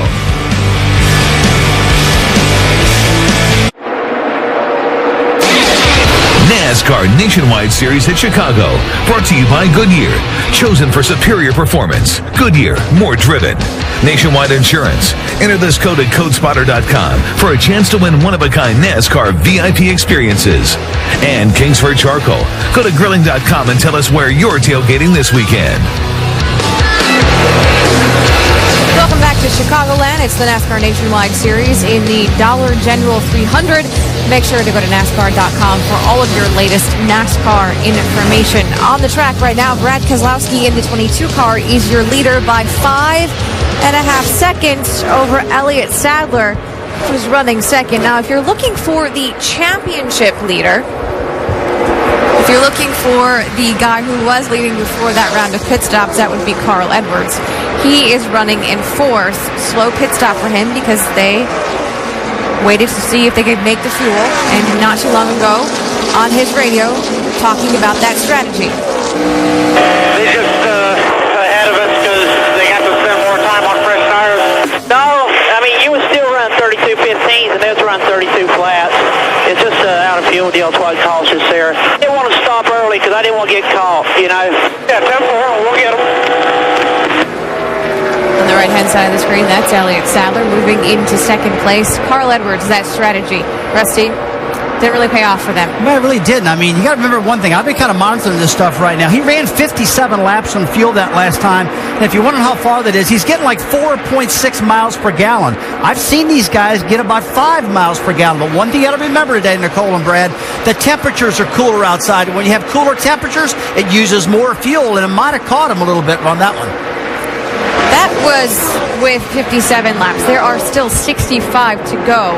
The likelihood of him making it, not so much. Well, no, he won't make it from here on out. They're going to have another stop, and that's the reason they run that thing out of fuel. It got stuck on pit road. He lost some time, and that killed him. That is the championship leader, Ricky Stenhouse Jr., back in 9th, Brad. Yeah, Ricky has struggled just a little bit, but let's take a look up at second place. See Brian Scott here trying to make a move on Elliott Sadler to get beneath him. But Ricky's just been kind of hung around that 8th to 13th spot all day long, not really going forward as much as we'd like to see. We know his car has a lot of horsepower and it's a good race car, but he's been in a solid position. In fact, he had a moment just a bit ago. Yep, take a look at this. He's not only not going forward, look at this thing. He gets up in the marbles here, Rusty. He gets up high near the fence. Watch the rear end of this race car kind of step out a little bit. He catches it, does not get into the fence, does a great job keeping it off somehow, but that is a loose race car. Yeah, that's a pretty good drive holding on that baby too, Brad. It really was, because he's been loose all day long, been complaining about it all day long. They're going to have to tighten this guy up. If he's going to run a little bit better than he's running right now, he's all the way down in 9th position, which is still in the top 10. Pretty good. Yeah. He said he wasn't happy about his qualifying effort. And Marty, I'm pretty sure when this race is over, if he stays in this same area, he's not going to be happy about his race car either. Well, and that's the difference between Ricky Stenhouse Jr. this year and Ricky last year. Last year, he was just worried about having a job, especially midway through the season. Then things turned around. Now he comes in, he's got that swagger, he's got that confidence, and he's not happy unless he's getting the maximum out of that machine. He better stay up on that wheel today, though, or he was going to wreck this car. This thing is out of control, and he's got his hands full. Yeah, and that Marty talked about last year. He probably would have, especially early last year, had gone on and put this car in the fence. But I think that experience that he's gained has helped him in this type of situation, Andy. But that's the one thing that can get him in a lot of trouble today is putting this thing in the fence and losing a lot of spots. So he's approaching a lot of traffic as we move back towards the front of the field. That first car on the left side of your screen is the number 2 of Elliott Sadler. That is 3rd place, and here comes the ever hard-charging 60 of Carl Edwards. Dave Burns. Marty, one of the interesting things about that long pit stop was the fact that the fueler stayed attached back there to try to keep the pressure on in the fueling system while they were pushing the bottle through the cowl. So what that did was that blocked the area there where they wanted to make their chassis adjustment, and they never got it done. They never got the wedge in the left rear. As you see him going around Elliott Sadler now for that position, I believe that's 3rd place. They never got that wedge done. Carl said the air adjustment you made to the right front, adding air, that helped it a little bit, but it didn't help the exit of the corner. Still loose there, and so they'll have to make a wedge adjustment next time he comes down pit road. When he came off pit road, he was 9 seconds behind the leader. He's closed that now to 6.5. Tells you how fast he is. Yeah, I don't think I'd make that adjustment. I don't think I would either. I'd leave that baby alone. That thing is fast. If they can keep gas in it, he'll be in good shape. Well, Mike Beam is certainly hoping that he can get back to the front, because that'll wipe out all memories of staying out that one extra lap. As this is the action going on between the 33 of Paul Menard, the 88 of Eric Almirola, and that is for 7th place. Now, of course, Paul has been in the news for what happened last week at Richmond, the late race caution. NASCAR officials said on Saturday that as of right now, they have no evidence to support those allegations that Paul intentionally spun out to bring out the caution and impact that race. They said, though, they are continuing, because if they do find something, well, then they'll deal with it. But as of right now, there is no evidence. See, Kevin Harvick. Of course, this is a Kevin Harvick car here, and Kevin not driving. Kevin is only going to run one more nationwide race in this last group. He wants to really concentrate on his Cup efforts. He will run some truck races, as he did last night, and finish 2nd there. But he feels like that gives him a day in between, and it doesn't take anything really away from his preparation for the Cup car. That 51, that's a lap down, that's Jeremy Clements. And Clements right now, in fact, 2 laps down, running in 23rd. This is a low-budget team. They're still running the old SB2 engine. This is a team that gets more for their dollar as far as out on that track than probably anybody else. They work hard at it, though. And there's Paul's finishes so far in 2011 in the Nationwide Series. He's had some very good runs. Right now, though, he's running 8th. He's got to track down Brad Keselowski and Brian Scott. Brian Scott on his way to a career best. Road Test Weekend continues tonight on ABC. The number 1 ranked Sooners are in Tallahassee. Play the 5th ranked Seminole. Number 1 Oklahoma, number 5 Florida State. National championship implications in this one. It's Saturday Night Football presented by Southwest Airlines. It's all part of Road Test Weekend tomorrow, 8 Eastern, 5 Pacific on ABC. Oh, what a view from high above. Join Goodyear in NASCAR in saluting America's armed forces and give back by helping support our troops. Visit Goodyear.com/support our troops to learn more. Goodyear, official tire of NASCAR.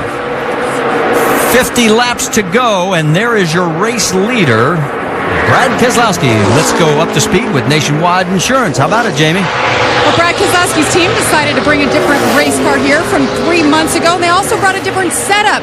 They opted for what they ran at Kentucky, and Brad went to Victory Lane there. So this weekend, they've been very happy. Today, as we've documented, they've made one chassis adjustment on this race car. That was this last stop when they made a track bar adjustment. He's asking for wedge as this track is cooling down. Now behind him, Brian Scott. This is the run this team has been dreaming of all year long. They have yet to get in the top 5. Started on the pole today, overcame issues yesterday in practice, had to change out that engine. They've been solid on pit road today. They've made the right adjustments, and they are running second, Dave. Here comes Carl running 3rd. He's cut the deficit between him and the leader, Keselowski, about half, about 4.5 seconds now.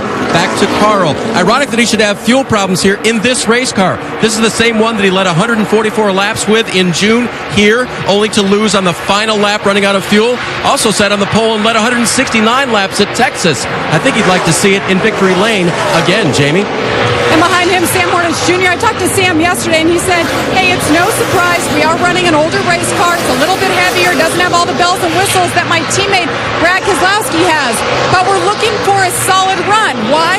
Well, Alliance Truck Parts, that's on this race car, is looking to sponsor this team full-time next year. And Roger Penske, his owner, has said that is the plan. However, they are in the approval process, so they want this solid run to prove they have what it takes. And he is running 4th right now.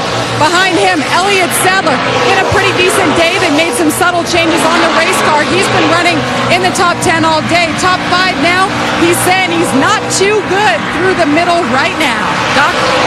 And now for our Junior Motorsports Division portion of Up to Speed, in 6th spot, the 88 car of Eric Almirola. Remember, Eric's best finish of the year was 4th, came here back in June. But the car got very loose. They brought a different car today, hoping it would not get loose, and it hasn't. Indeed, it is slightly tight right now, but they're about 10 laps away from their final stop. Behind him is the 7 car of Jamie McMurray. This is the same car that 5-time Sprint Cup champion Jimmy Johnson finished second with at Watkins Glen. And when the race began today, McMurray said this car still thinks it's on the road course and it wants to turn right more than left. But they have tightened it up and it has gotten better and better. And now, guys, these guys are about 8 laps away from their final stop. And Paul Menard behind him in the 33. Been a solid day. He's back reunited with Chris Carrier. You see him, he's way back there in the bright yellow machine, the Menards car. Reunited with Chris Carrier's crew chief. They worked together back in 2003 here when who was he driving for? Our own Andy Petrie. So they've had a fun weekend so far, making the right adjustments on this race car. Of course, KHI, this is their 10-year anniversary, looking for their first win at Chicago. Go back upstairs to Marty. All right, and rounding out the top 10, Ricky Stenhouse Jr. in 9th, Reed Sorensen in 10th. A total of 12 cars are out of this race, and we've got 44 laps to go. Let's give you the calendar because we've got a lot of action coming your way with the O'Reilly Auto Parts NHRA Nationals with qualifying tonight at 1:30 a.m. Eastern on ESPN2. And NASCAR Now presented by 5 Hour Energy tomorrow morning, 9 a.m. Eastern, also on ESPN2. Our Sprint Cup coverage, the Chicago Geico 400, 1 o'clock Eastern tomorrow, ESPN. American Le Mans Series at Monterey tomorrow also at 1. And O'Reilly Auto Parts NHRA Nationals finals tomorrow, 8:30 Eastern Time, ESPN2. And we've got a pit stop, Dr. Jerry Punch. Final stop for the day for Jamie McMurray in the 7-car. Track bar adjustment, slide air pressure. Going to try to get it where it'll turn a little better in the corner and not be quite so tied up off. Clean the grill. Jamie says, we got a good race car, and indeed he does. He's down and away. Good stop for these guys. Less than 15 seconds. The one bad thing for Jamie this year, though, he's one of 7 drivers to compete in that 7-car in 2011. He's the only one of those 7 without a top 10 finish. Maybe today he'll turn that around. We're looking at Brad Keselowski, our race leader, 4.5 seconds. He's led 125 laps. And we have 38 to go here. His lead is now 4.4 seconds over Brian Scott, who's looking for a career best run if he can stay right there. I'll tell you who's really running good this run is Brad Keselowski's teammate, Sam Hornish, in that 12-car. He's actually been running Carl Edwards down. If you look at the lap times, he's had one of the fastest cars on the track. There's Carl in 3rd. He's 5.3 seconds behind the race leader. And here comes the 12, that bright yellow paint scheme. And Sam Hornish Jr., this too would be a career best finish for him. Yeah, I'm not sure he's going to be happy with 4th, though. This is a fast race car. Right against the wall down here in turns 1 and 2. I really like his line into turn 3. I've been watching that. He just really arcs it in from way up high on the wall, really utilizing all of that arc back straightaway for as long as possible. And brings it right down to the bottom. I think he must have been watching old tapes of Harry Gann at Charlotte in the Old West Series. 3rd place in the points. Reed Sorensen is on pit road. Dr. Jerry Punch heading your way. Yeah, Marty, 45 points back when the day began, trying to catch Reed Sorensen with 7 races to go, 6 after today. He said, the last adjustment, I'm sliding my rear tires. We're going to make an air pressure and chassis adjustment here. He said, when we get the tires changed, don't wait on fuel. When the tires are on, we say go, you go. Don't worry about the fuel. We'll be fine. And he is away. 14.3 seconds. He is back out. The 18 is coming in, Vince. Well, and Joey Logano did not get into the box. He had his right rear outside the pit box because of a car behind him, so he didn't have much room to work. It's been a terrible day for these guys. They haven't been able to get a handle on the car. It's been wrecking loose throughout the afternoon. Adam Stevens throwing a little bit of everything at it right now. Major chassis adjustment, 4 tires for Joey Logano, just hoping to give him something he can work with here over the final laps. And the reason he was put in this 18 car was to collect owner points. They were leading the championship by, I think it was 48 coming in. It's right now down to 29 with the 60. This strategy hasn't paid any dividends so far. They only need a half a tank of fuel to make it to the end of the race now, so this could open up maybe a 2-tire stop to the end. We saw that work last night in the Truck Series. 33 of Paul Menard is heading your way, Jamie Little. Well, he said they are junk at the start of the run, so he wants one full round of wedge as they count him down into his pit box. It's been a pretty solid day, but now we mentioned the track temperatures are going down about 84 degrees. Right now, 10 degrees difference from the start. They'll put just enough fuel in. They made that, see that wrench go on the left rear side of that car, wedge adjustment, and 4 tires. Right now, we show 11 cars on the lead lap, but again, we're cycling through pit stops. Yeah, and here comes Brad Keselowski, and I think that's what the guys in 2nd, 3rd, and 4th wanted to see him on pit road to see if he was going to get 4 so that they could pull what you're talking about, Andy, that strategy and get 2 tires. If I was Brian Scott, I would get 2 tires right here because this is his chance to beat Brad Keselowski. If he gets 4, we'll see what he does. Here he comes, Jamie. And Brad Keselowski saying he needs to be a little bit tighter, and he wants that splitter off the racetrack. He said 3 laps at the start of a run, he's dragging the splitter, so just get him off there. 4 tires, they'll put just enough fuel in for Brad Keselowski, who has been your leader. Meanwhile, his teammate Sam Hornish Jr. is in. We've got Elliott Sadler in, and you see the 11 of Brian Scott on the right-hand side has taken over the lead where he started this race. You see the 12 team for Sam Hornish Jr. working away on the left-hand side of your screen. Great job by this team. They will have 4 more races together at the end of the year. Elliott Sadler down and away behind him. They are taking a long time. 22.6 seconds for Sam Hornish. Right when I said how good they've been all day, Marty. Yeah, and surprisingly, nobody tried that 2-tire strategy. Well, we still have Brian Scott. I can't believe nobody's trying that. 16's in, Vince. They feel like they have a top 5 car, but they just haven't been able to get the track position to show it. They're going to make an air pressure adjustment out of the front tires, trying to get it a little bit better for Trevor Bayne on this last run. He likes the car, but they just feel like they just need a little bit. We'll see if this changes it. Doc? 09 of Kenny Wallace coming off his first top 5 finish a week ago in Richmond. Brand new chassis they got in Atlanta from Kyle Busch Motorsports.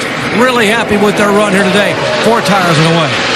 And you can see the 11 of Brian Scott, the 60 of Carl Edwards. They both come down pit road together. 60's going to hit first, Dave Burns. And the changes they're going to make were one they didn't get to make last time. A little bit of wedge into the left rear, 1 round this time. They'll put the air pressure back in the right front. Car was still a little bit loose on exit for Carl. 4-tire change. Dr. Butch. 88 car Eric Almirola, a little bit snug, but really good. They're going to put 4 tires on it and said again, don't wait on fuel. Remember his best finish, 4th early in the year here, hoping for 3rd or better. Jamie. Brian Scott, the Joe Gibbs Racing machine up there all the way at the end of pit road at pit out. Accident last week. They needed a good run looking for their first top 5 this year, and he wins the race off pit road against Carl Edwards. Marty? So nobody tries the 2-tire strategy of all of our front runners. You surprised? I'm surprised. I would have done it. Jason Leffler had inherited the lead. He is now coming down pit road and heading your way, Dave Burns. Marty, one of the few good things that's happened for him today. The car has been mostly loose all day long. It's still that way now. They'll put a wrench in the rear window. They'll drop the track bar, change 4 tires. He called it side bite free this time. I'd never heard that before, but he just has a loose race car all day. Side bite, that's an off-road racing term when you're trying to go through those dirt corners. And they are still working on it. The clock keeps ticking on the 38, 16 and a half seconds, and he's finally back out onto the track. So that should just about take care of all of our front runners. You saw 66 of Stephen Wallace come down, and there is Brad Keselowski shown as your race leader, Andy. Well, I was watching the lap times on that long run. When they had like 70 laps on tires, Carl Edwards could still run as fast as anybody that had new tires. And that's why I couldn't believe that somebody didn't try the 2-tire strategy, because you can spend a good 5-6 seconds less on pit road. And for Brian Scott, he was only 4 seconds behind the leader. I don't know why he didn't try that, but we'll see how it works out for him. Yeah, the only thing that could have got you in trouble would have been if we had a caution flag and bunched up. You might not have been quite as good as everybody around you then. But a chance I thought somebody would take, surely. Watch this action. It looks like they're going to split the 31 of Justin Allgaier. Not been the kind of day Justin's wanted. He's never been anywhere close to the front. Manages to hold back the 2 of Elliott Sadler and the 88 of Eric Almirola, at least for the moment. Brad Keselowski had a 4.3-second lead over Brian Scott when he came into pit. His lead right now over Carl Edwards, 8.4 seconds. Brian Scott, 9.1 back. Big advantage for Brad K.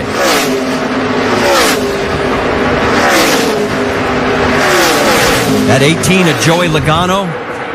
Talk about how rough a day it has been for that car. He is right now 2 laps down in 20th position. Going back a little farther in the field, the 6 of Ricky Stenhouse Jr., the 33 of Paul Menard. That is 9th and 10th on the track. Here's what happened just a few moments ago. That's close. That's closer. Yeah. Got to be careful there. One of those 2 or both could end up cutting a tire. 24 laps to go. We've had a long green flag stretch here. In fact, we were talking about this before the race started. The average final green flag stretch on all the mile-and-a-half tracks this year has been 52 laps. It's been one of those years that it has been long runs to the end. A lot of strategies been playing out. You see now we don't have a fuel mileage run. Really just got about a half a run to the end. Well, and overall, we've seen 13% fewer cautions this year. As boy, you saw it get so close between the 12 of Sam Hornish and the 2 of Elliott Sadler, but Sadler gets by him. As this action continues out on the track, 31 is in. Vince? That's Justin Allgaier, Brandt, his sponsors, headquartered nearby, about 350 employees here rooting on Justin. He won here in June, but not having that kind of day today. 4 tires and a chassis adjustment for Justin Allgaier. Just to expand a little bit more on that, Marty, this is 108 laps, this run. This is the longest ever at Chicago. Logano gets out of the way because he knows that there's guys behind him that are fighting for position, namely that 2 and the 12. That is the battle for 5th on the track. That 22-second stop killed Hornish. Yeah, it really did. There's Eric Almirola, just went out of your screen. They're both chasing him. He's in 4th spot. There he goes through the screen. 15 of Timmy Hill is lap traffic. He is 25th, 4 laps down. On board with Hornish. Yeah, it looks like Elliott Sadler in this too has lost the handle right in the center of the corner. Looks like his car's a little bit tight there, slowing him down there, and he's not able to get back to the throttle quite as much. And he knows each one of these positions is a point as he tries to battle back and close in on the 6 car, Ricky Stenhouse, for the championship. Well, he has closed right now. It's 13 if they finish where they are at this position. And Reed Sorensen would drop again. He'd be 47 behind, but we still have 20 laps to go on board with Sadler. And there's the view from high above. The Goodyear blimp. Getting ready to go around Morgan Shepherd. Shepherd, 28th position. He's 5 laps down.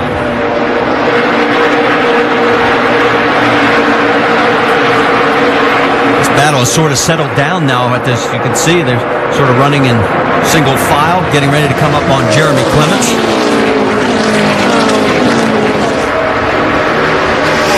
Clements giving it a good run as best he can. 21st position. He's 3 laps down. There's our race leader, Brad Keselowski. Guys, his lead now 7.6 seconds. Well, they're executing well today. They made that 4-tire pit stop after they watched some of the other guys change 4. They knew they could do the same thing, and with the lead they had, that was exactly what they needed to do. Yeah, and we saw Brad do a great job getting on and off of pit road and actually extend his lead after everyone had made their green flag pit stop. See Carl Edwards now trying to make up ground. Still utilizing that apron. We've seen him do that all day long. He's been on that apron on the front straightaway. That's the view from Stephen Wallace's angle. He is 18th. He is 2 laps down. We only have 10 cars on the lead lap, the result of a lot of green flag running.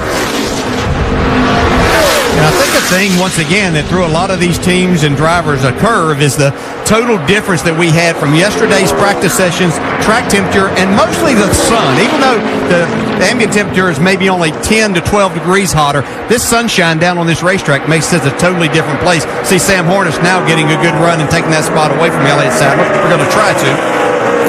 Hornish slides right up in front of him to take over that 5th position. Whoa, as Sam gets a little loose, that opens the door again for Elliott, and here he comes right back. The Dodgers are long-legged on the straightaway, though. We got to get Sam to hold on here because there's something I got to remind everybody about tomorrow. Starting tomorrow and for the remainder of the chase, we're going to be bringing you NASCAR nonstop. Now, this means during the second half of each race, you will never miss the action with coverage continuing in a side-by-side box during the commercial breaks. And our thanks to Sprint, and NASCAR, and everybody behind this whole program. This is going to be fun. It's going to make it a lot better for everybody. It is going to be fun. Not going to miss anything. Yeah, it should be a great opportunity for the fans to see the majority of these races, especially the second half, all in the chase whenever it, invariably it seems that we have things happen during the caution or as we go to a commercial, these cautions happen. You'll be able to see it right here on ESPN. If you're wondering where Brad Keselowski is, you got to look way back across the track. He's got a 7.7-second lead over Carl Edwards, and Carl has about a 1-second lead over Brian Scott. Let's check in on that 60. How about it, Dave Burns? Well, he hasn't given up, Marty, and he's trying to stay positive. Anything can happen. Let's stay on our toes. Balance is okay. It's okay. We'll see. He just asked his team if they know anything about the 22's handling. Carl trying to get a handle on where, if he catches Brad, he might be able to pass him. He'll need a little help. He'll need a caution before he'll get a look at Brad Keselowski's car. Yeah, I don't think there's any handling issue right now on that 22. Yeah, he didn't want to hear what they might tell him about the handling. It looks like it's almost perfect on that 22. It says it handles a little different when I take it off cruise control. We are down to the last 13 laps, and there is your race leader. Now, Keselowski has led 145 laps. We've had 8 lead changes between 5 different drivers. 10 cars still on the lead lap, and a total now of 13 cars out of this race. We're getting ready to head for the stretch run here. And you can see the shadows coming across the front straightaway. So there is your leader, Brad Keselowski. We've mentioned the fact that 7.7 seconds back is the 60 of Carl Edwards as he comes through turn number 1. Drop back about another second, and you pick up Brian Scott. And Brian's been the fastest car consistently. If you look at the lap times, I'm sure, like you said, Brad Keselowski may be on cruise control, but this 11 car has been super fast. That's why I thought he just missed an opportunity to take a chance to win this thing if he'd have took 2 tires. He's got a great car today. You got to drop another 9 seconds back to pick up 4th place, Eric Almirola. What are you hearing on that 88, Doc? Well, he could equal his best finish of the year, Marty, but consider this. You've already mentioned there's only 10 cars on the lead lap. And remember, Pops Fury opted not to change tires and go 75 laps without changing. That means they have 1 set of sticker tires left. So, if we were to get a yellow, everyone else seems to be out of tires. He has a set of stickers, only 5 rows starting 2 wide on a restart. Wonder what he would do. Big question there is, are you going to get the yellow? The trend has not been that way on these mile-and-a-half ovals. We're 13% fewer cautions this year. And we've only got 10 to go. The clock keeps ticking down. Yeah, I think that makes the difference now. Even that set of tires and trying to make up spots as these laps continue to wind down. Would you have enough time to utilize that, make it worth your time? And here comes Sam Hornish Jr. as he's looking at a career-best nationwide finish as he still runs in that top 5. And behind him, whoops. Man, he is up on the wheel, but look at that. And he did. He touched the wall there. Just brushed it. He's driving hard, man. There you saw Elliott Sadler. He is running in that 6th spot. He's up on that high line right now. Look at Elliott's going, how's he doing that? And I can't catch him.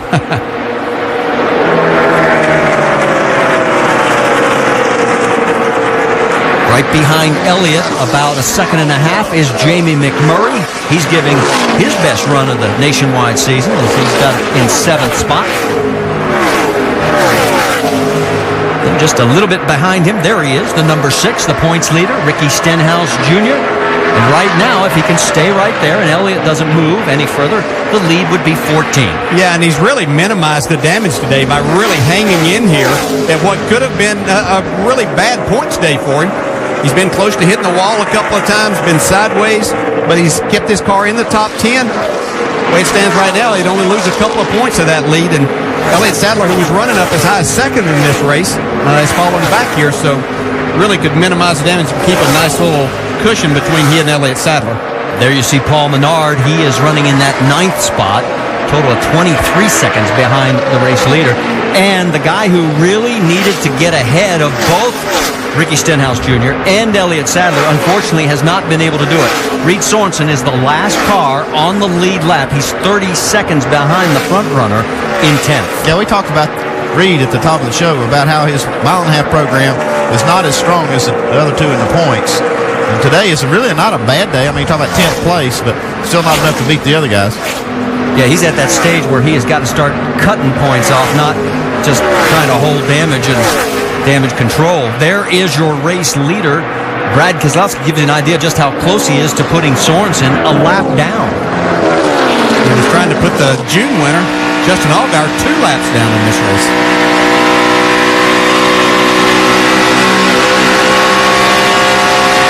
Five to go right here. 5 to go. He's not waving at you. 5 laps to go. You heard the call. Allgaier running in that 14th spot, and yes, trying to stay just 1 lap down. Yeah, Tom, you're up on the box with a lead like this. You're telling your driver, Brad Keselowski in this case, you got a 7-second lead. Don't take any chances passing anybody. You just want to just ride it to the end. So no reason for him to even try to put this 31 a lap down. Last lap, Carl Edwards in 2nd place was the fastest, but he doesn't have enough time. A 7.7-second lead, and Brad's just holding station and taking life easy. Well, we'll see how much this might help Brad Keselowski tomorrow as he starts in his first quest for a NASCAR Sprint Cup championship, being a part of the chase. This is one of those places that the Cup cars haven't run. Well, Wolf don't have a notebook as far as that goes, and see if they can get some information from this today. And there's that debate that we always hear from fans and other pundits out there. Should he focus on the chase? Is this too much of a distraction? What do you guys think? Well, I think it can go both ways. I really believe that this is the right thing to be doing here at this track for him to be running. And Brad likes to run this car. I mean, you can see why. He likes to win trophies and win races. It looks like he might get that done today. And that helps. When you go into Sunday with a trophy in your hand, that helps. No doubt, sleeping after a win gets you up early the next day and makes you ready to go racing again. And you saw second place Carl Edwards. He too will be running in the chase tomorrow here at Chicagoland. 2 laps right here, man. 2 more laps. 3 miles to go here at Chicagoland Speedway.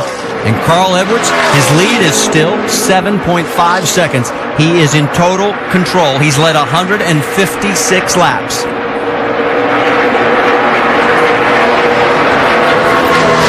He's content just to stay right behind Justin Allgaier.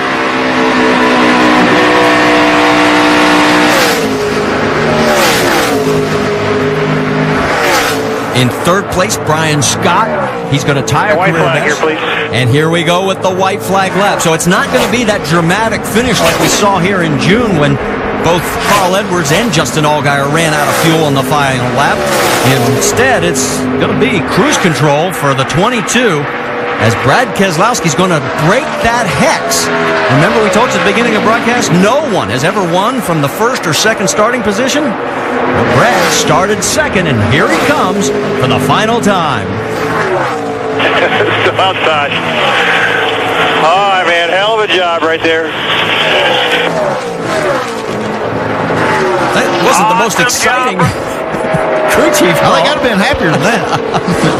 It was like, okay, well, we had this one wrapped up. Yeah. And there you see Edwards and Scott, second and third. For Brad, it's his 15th career win. His last one came back at Indianapolis. And a great run as he leads 158 of the 200 laps. And there you see where Sadler and Stenhouse Jr. Hell of a job on pit road. That's cool. That's good. We got it done today. So he will go into tomorrow's chase race on a very high note. Let's talk to the happy crew chief there, Doc.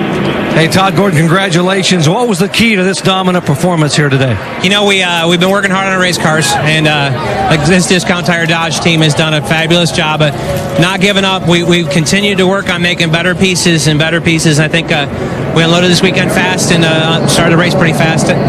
Just maintaining what we got, keep working hard on making these cars a little faster. Hey, well done. Go celebrate. Thank you. Marty? I'll tell you what, ever since that practice crash at Atlanta, I mean, he has been hot.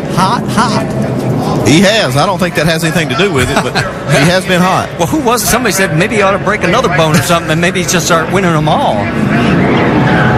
Well, I think a lot of it has to do with, we talk about momentum and confidence. That has a lot to do with it, obviously. But his talent and the people that they have surrounded Brad with in both series now is really helping him shine. Well, Team Penske finishes first and fifth.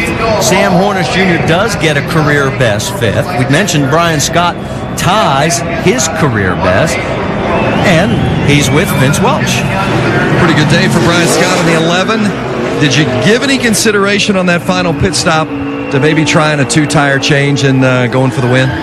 No, the time that a lot of people took 2 tires and we took 4, it really paid off for us in the long run. And the way the first couple cautions fell, I felt like the end of the race was going to be a long run race, and it was. And Kevin Kidd and all the guys in our Sure Lodge Toyota did an awesome job making adjustments and keeping us in it for the long haul. I think there at the end we were a little faster than Kyle, but he was a little better Carl, but he was a little better through traffic. We just got a little too loose. But after some of the luck we've had and had a 5th place run ruined at Montreal, to be able to finish 3rd here is a pretty good day. We'll take it. Indeed. Matches his career best. Brian Scott. Marty? All right, and a big weight off his shoulders because that is only his second ever career top 5 in 70 nationwide starts. So that's maybe another reason they didn't want to give anything away, because they've been fighting hard just to get back into that top 5. Here are the points after 28 of 34 races. It's been cut a little by Elliott Sadler, but Reed Sorensen loses a little more ground. He's now 47 markers behind. And, well, they get a week off next week before we go back to action plenty of time to think about. Let's talk to the points leader. How about it, Dave Burns? Marty, he comes home with an 8th place finish. He was reminded by his crew chief on the cool-down lap that it only gets tougher from here, but what was today like? It wasn't very good. It wasn't a lot of fun. We struggled all day, and there's no reason why we shouldn't run in the top 5 every week with these Roush Fenway Mustangs. So we'll go to work. I think we just missed it in practice. I don't know exactly what we needed there. Just a little inconsistent throughout the whole race. So, and this is probably one of the worst cars I think we've had on a mile and a half. And to come home 8th, only lose 2 points is not too bad. So we got to build on it. We got a lot of mile and a halves left, and we've been strong on them. Just got to get a little bit better than today. Still the championship leader, but work to do. Vince? Great way to show that you deserve in the series full time and a sponsor to go with it. Sam Hornish Jr. runs a career best 5th today. That last pit stop, you guys had some problems. Otherwise, you think you could have had something for your teammate? When you're out front as far as he was, I finally could see him for a while there, and I was like, I've caught him about half a straightaway. And then we had the issue in the pits, and we had one early with the tire getting away from the guys. I mean, just a tough day in the pits for us, but all in all, the Alliance Truck Parts Dodge was good once we got it figured out.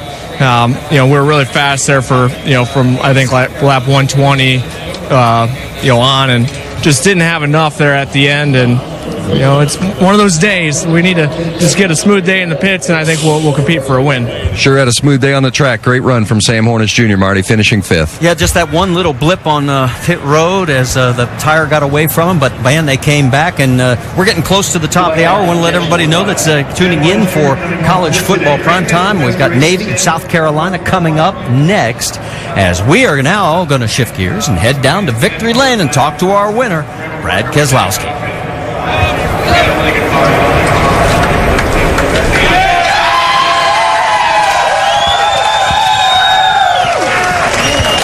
It is a Miller Lite celebration down here. Brad Keselowski. Jeez, and it still continues down here. Red stuff flying, all kinds of drinks as you open up your beer. Brad, your first win in the Nationwide Series since you injured your back, you broke your ankle. This is big for your team, but what does it do for you mentally going into your first ever chase race tomorrow? Well, it's a great booster. To get a win before going in the chase. Our Cup car seems to be really good, qualifying as well as we did for tomorrow with the Miller Lite Dodge, but the great booster is to get free hamburgers at RubyTuesdayRacing.com anytime I win. So there's a bunch of people right there that can go to the website, get a free hamburger, so everybody wins. All right, Brad Keselowski wins at Chicagoland for the first time and the 3rd win on the year. Marty? Well, and we saw how track conditions changed as we take a look at the ticket to the race, and we've still got a few more stops on the tour for 2011. You can see we're heading for Dover. Just 6 more races remaining before we crown a champion. Hope if you're in any of those areas, you'll stop by and join us. Quick final thoughts, DJ? Some drivers that really needed good runs. Brian Scott did a great job. Eric Almirola up there. Sam Hornish all in the top 5. Elliott Sadler gained 2 points. A little closer. He's going to have to do a little better than that through these last 6. I'm surprised at how well the Dodgers ran. Both of them ran really well today, and Brad Keselowski got the win. The Roush car's not quite as strong as we're used to seeing them. Well, you can hear the winner making his comments over the PA in the background. How about if we get one quick hit with second place, Doc? Carl from a 3-second lead to a 9-second deficit. Tough one on that last stop. Yeah, congrats to Brad. He was doing a really good job, and I had fun when I got to be up there and race with him. But I got to thank Fastenal, Ford, and I hope folks tune in tomorrow on ESPN. This is going to be a great race. First race of the chase. There couldn't be a better racetrack to run at. It's got multiple grooves. It's a really fun place. I just wish we had a caution to get another chance at this one. What about that pit stop? I know everyone thought you were going to have more fuel. When did the car actually shut off on you? It started to stumble a little bit. I was like, man, it's out of fuel. It's out of fuel. And the guys did a really good job of putting fuel in the bowl and keeping it running. We did lose some time, but Mike Beam's a great crew chief. He's given us great race cars, and just excited to go run that Aflac Fusion tomorrow. Hey, thanks for your time. Thank you. Thank you, guys. Finishing second today. Let's go to Nicole. Carl Edwards looking forward to tomorrow's beginning of the chase. Final thoughts from you guys about today's race? Well, it's got to be really good for Brad Keselowski. He's got a lot of momentum going into the chase right now, and he's heard from his interview. He's excited about it. He's pumped up, so he's got a good feel. Yeah, I'm looking forward to that. And Elliott Sadler knocked another little chip off of Ricky Stenhouse's lead. What a great run for Sam Hornish Jr. He did a great job today, so exciting day. Looking forward to tomorrow. Back to that championship, Stenhouse losing a bit of confidence. What do you think? I don't think so. I mean, he still finished 8th, and he was talking about they had a bad day. So So if they have a good day here in the next few weeks, they're going to put it on them. I'd like to have a bad day and still finish 8th. Stenhouse right now has a 14-point lead over Elliott Sadler. But today, this day was all about Brad Keselowski. Once again, congratulations to him. We'll be back tomorrow for the Geico 400. It's the beginning of the chase. Join us at 1 o'clock Eastern Time. Up next, it's college football prime time, presented by Miller Lite. It's Navy versus South Carolina. Congratulations once again to our winner, Brad Keselowski. A lot of laps today. This has been a presentation of ESPN, the worldwide leader in sports. Tomorrow, Brad Keselowski begins his run for a Sprint Cup Series championship right here from Chicagoland. We sure hope to see you then.